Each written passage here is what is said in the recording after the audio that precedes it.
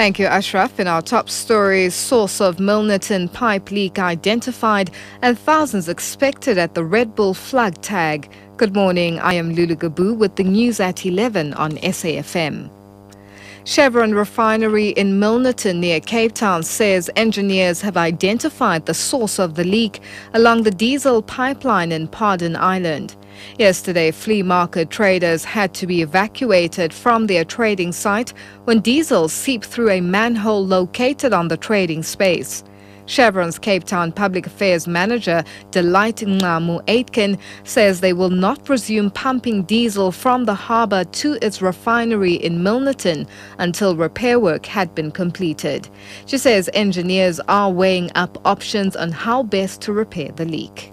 So overnight we had our engineers out there that were working to find out where the source was, and they did some excavation and they did find the source. They're looking at options of draining the pipeline so that they can get the work started safely. But the good news is it's not affected the refinery operations at all, so the refinery is still running as per normal.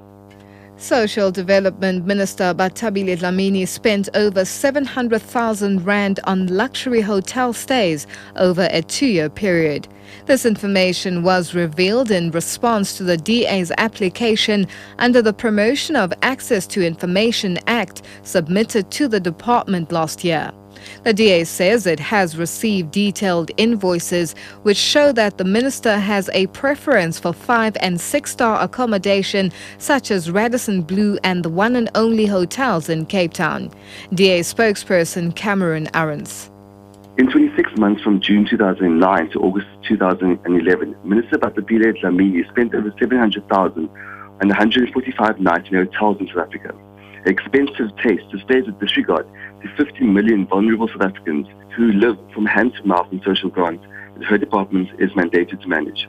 The minister must provide compelling evidence that the close to 770,000 she spent on luxury hotels was not a reckless abuse of public funds.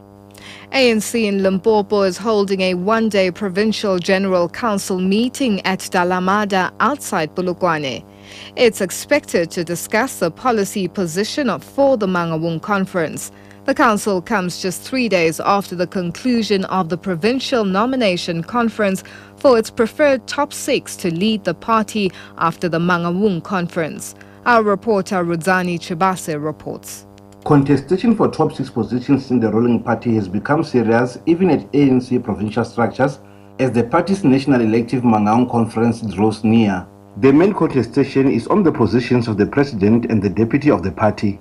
Last week, during the provincial nomination process attended by mainly the supporters of Deputy President Kgalema Motlanthe, the province nominated him as the preferred candidate to lead the party after Mangaung. That was after the supporters of President Jacob Zuma staged a walkout from the conference to caucus outside, but never allowed to come back to participate in the nomination. They were accusing the other group of bringing bogus delegates and the parallel branches to the conference. 2 accidents in Mpumalanga have claimed the lives of 9 people. In the first accident, a head-on collision on the Middelburg-Stoffberg Road, 3 people died and 4 were seriously injured. The second accident in Sandra outside Delmas claimed 6 lives. Spokesperson for the Department of Safety and Security and Liaison, Joseph Mabuza, has appealed to road users to exercise extreme care. The department each and every time keep on preaching one message that people should not speed, they should observe the rules of the road. Overtaking should be done when it is safe. And the issue of overloading as well is a factor, because in the first accident, the accident was overloaded. It had 7 people instead of 5. So we are saying people should be cautious and share the road, because the road belongs to all motorists or all road users. On to international news. Police in the Philippines are bracing themselves for a return of Typhoon Bopa, which killed at least 500 people and caused devastation in the southern part of the country. It's now changed direction and is threatening the main island of Luzon in the northern Philippines. The BBC's Glenn Campbell reports.